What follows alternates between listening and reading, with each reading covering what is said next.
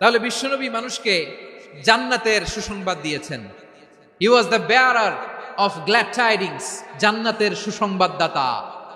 তিনি এমন ভাবে জান্নাতের নাজ নেয়ামতের চিত্রায়িত করেছেন, উপস্থাপন করেছেন, সাহাবাদেরকে তিনি জান্নাতের পাগল বানিয়ে ছেড়েছেন। পড়েন সুবহানাল্লাহ।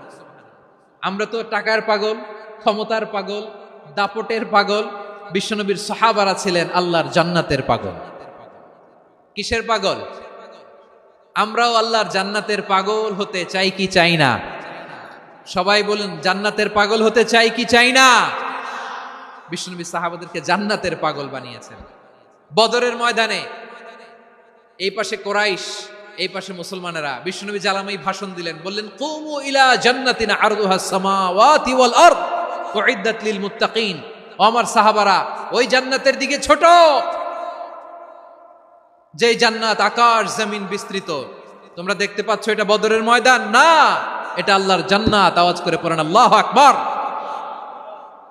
বিশ্বনবী বললেন, ছোট ওই জান্নাতের দিকে, যে জান্নাতের বিস্তৃতি আকাশ জমিন বিস্তৃত।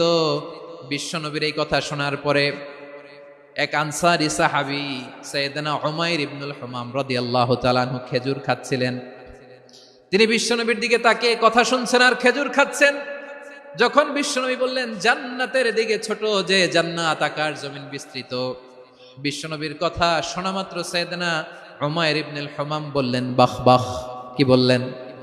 বাহ বাহ, মানে চমৎকার, মাশাআল্লাহ, চমৎকার।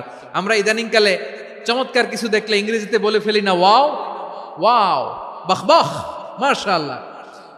বিশ্বনবী বললেন, মা ইয়াহমিলুকা আলা কওলিকা বাহ বাহ ইয়া উমাইর। ও উমাইর, আমার এই কথা শুনে তুমি কেন বললা বাহ বাহ, চমৎকার চমৎকার কেন বললা? সাইয়েদনা উমাইর ইবনে হুমাম রাদিয়াল্লাহু তাআলা আনহু বললেন, ইয়া রাসূলুল্লাহ, আপনার এই কথা শুনে আমি বড্ড খুশি হয়েছি, আর আমি প্রত্যাশা করছি আমি যদি ওই জান্নাতের মালিক হতে পারি তাহলে কতই না ভালো হতো। সুবহানাল্লাহ বলেন। বিশ্বনবী বললেন, ছোট এই জান্নাতের দিকে, যে জান্নাত আকাশ জমিন বিস্তৃত। আপনার এই চমৎকার মুখনিসৃত কথা শুনে আমার হৃদয়ের মধ্যে জান্নাতি হওয়ার বাসনা জেগে উঠলো, এজন্য বলেছি বাহ বাহ, আমি যদি ওই জান্নাতে যেতে পারতাম কতই না ভালো হতো।